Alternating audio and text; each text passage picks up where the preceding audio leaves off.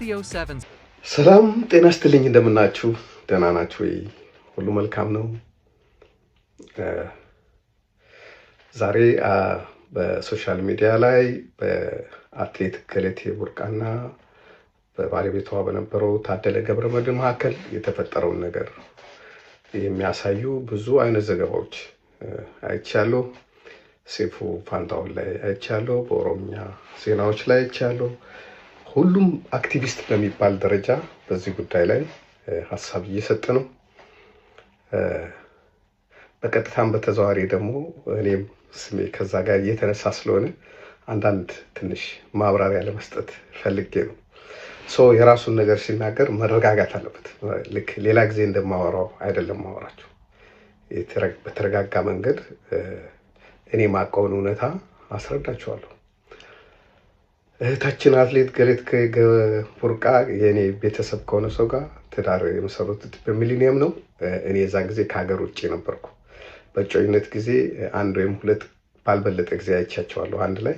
ከዛ ውጭ ሲጋቡ እኔ ሀገር ቤት አልነበርኩም እና እንደ ማንኛውም ሰው ተዋደው ተጋብቶ ላይፍ ጀመሩ፣ እየኖሩ ነበረ። በመሀል ደግሞ ያለመግባባቶች ተፈጠሩ። እንደ ሰው እኔም ራሴ አገር ቤት ሄጄ ከአንድም ሁለት ጊዜ ለማስታረቅ ሞክሬያለሁ። ጣሊያን በነበሩ ጊዜ ጣሊያን ሀገር መጥተው ስለነበረ ሁለቱም በዛን ጊዜ ያሉትን ችግሮች በተናጠል በመናገር ከእህቴም ስላለች አብረን ለመፍታት ሞክረናል፣ ግን አልተሳካም። መጨረሻ ላይ መለያየታቸው እውነት ሆነ። ባልና ሚስት በሆኑ ሰዎች መሀል የአንድ ወገን ሆኖ መናገር ይከብዳል። ምክንያቱም ላይፍ ከማንም የሚቀርቡትና በተስማሙ ጊዜ አብረው የሚኖሩት ባልና ሚስቶች ናቸው። አንዳንድ እውነታዎች ግን ሰዎች እንዲገነዘቧቸው ካስፈለገ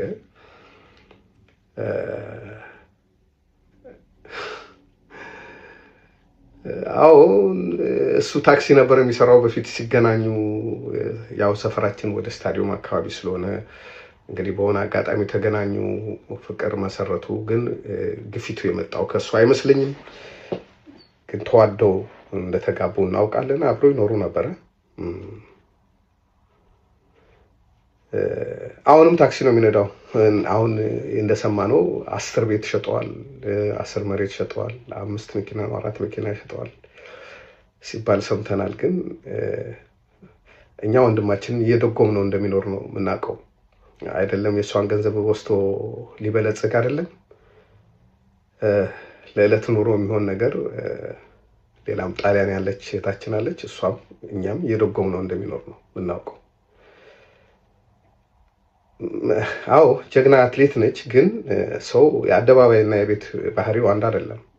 እኔ በሶሻል ሚዲያ እንደምታዩኝ ላልሆን እችላለሁ። ገለቴም ስፖርት ሜዳው ላይ እንደምታዩት ላትሆን ትችላለች። እና ዝም ብሎ መፍረድ ጥሩ አይደለም። ልጁ ከሚገባው በላይ ነው ዋጋ የከፈለው በዚህ ጉዳይ። ብዙ ጊዜ ታስሯል። ያልታሰረበት ፖሊስ ጣቢያ የለም።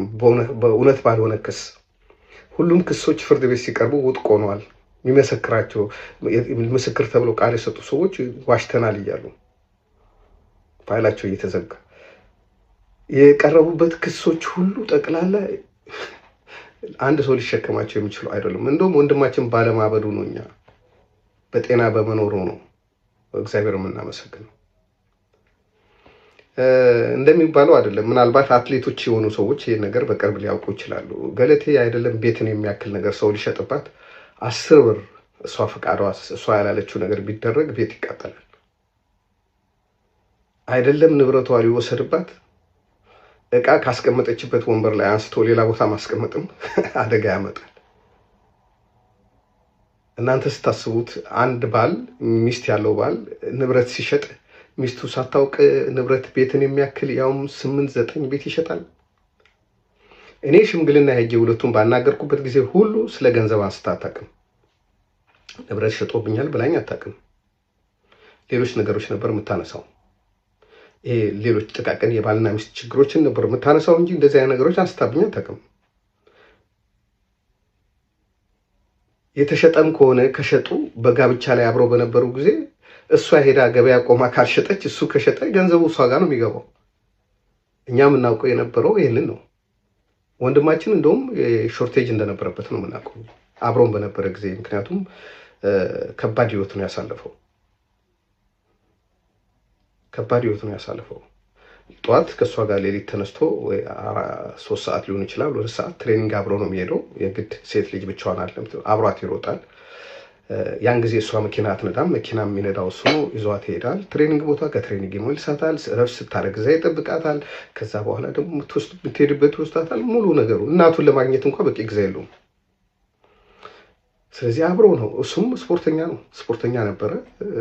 ከበፊት ጀምሮ ስፖርተኛ ነበር። አብሮ ነበር የሚሰሩት። በኋላ ግን እንግዲህ አልተስማሙም። እንደ ማንኛውም ባልና ሚስት ለህይወት አደጋ የሚፈጥር ሆኖ ተገኘ። እሱ የጤና ችግር ገጠመው። በዚህ ምክንያት እሷ እንዳለችው ጸበል እስከሚሄድ ድረስ ደረሰ።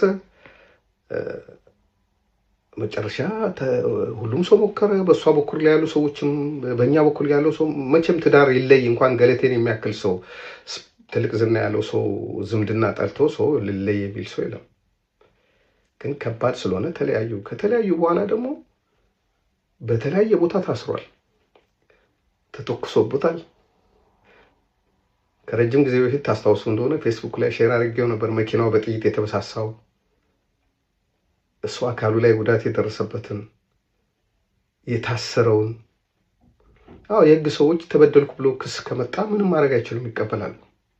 ግን መጨረሻ ፍርድ ቤት ሲሄድ እውነታው እየተረጋገጠ ነው የሚሄደው። አሁንም ቢሆን ባልና ሚስት ናቸው እንደ ማንኛውም ሰው።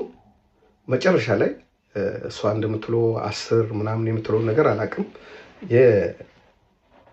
እንደ ባልና ሚስት በጋራ ያፈሩትን ነገር ፍርድ ቤት የመጨረሻ ውሳኔ ወስኗል። ሁሉም መንገድ ሄደው ያሉት 7 እና 8 ዓመት በክርክር ነው የቆዩት። የሽምግልና ተሞክሯል። የፍርድ ቤት ጉዳዮች በተለያዩ ፍርድ ቤቶች ከታችኛው ፍርድ ቤት እስከ ላይኛው ፍርድ ቤት ድረስ ታይቷል። እና እሱ ምን ስለሆነ ነው እሷ ለሱ የሚፈርዱለት? እሱስ ቢሆን ደስተኛ ሆኖ ነው የተፈረደውን ነገር አይደለም።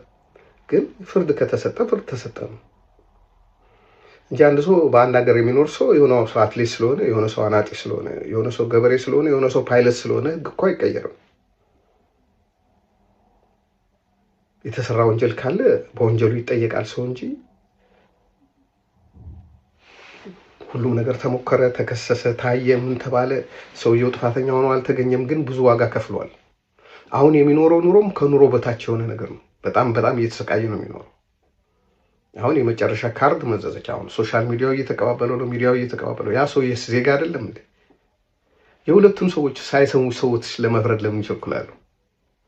ኦኬ፣ የኔ ፎቶ አብሮ ሲዞር ካያችሁ ቤተሰቤ ነው። እናንተ ከቤተሰባችሁ ጋር ፎቶ እንደምትነሱት ነው እኔም የተነሳሁት። ዲቴል ስለማልናገር ነው እንጂ ብዙ ነገር አውቃለሁ። እናንተ ትንሽ ነው የምታውቁት። እሷም እንደ ቤተሰቤ ነው የምቆጥራት።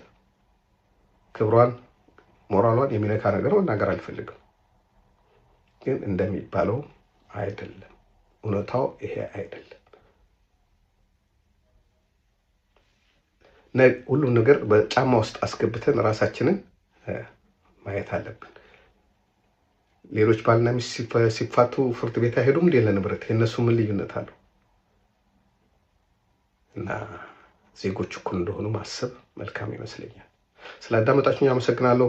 ይቅርታ ፈልጌ አይደለም፣ በጣም ፑሽ ስለተደረግኩ ነው የተናገርኩት።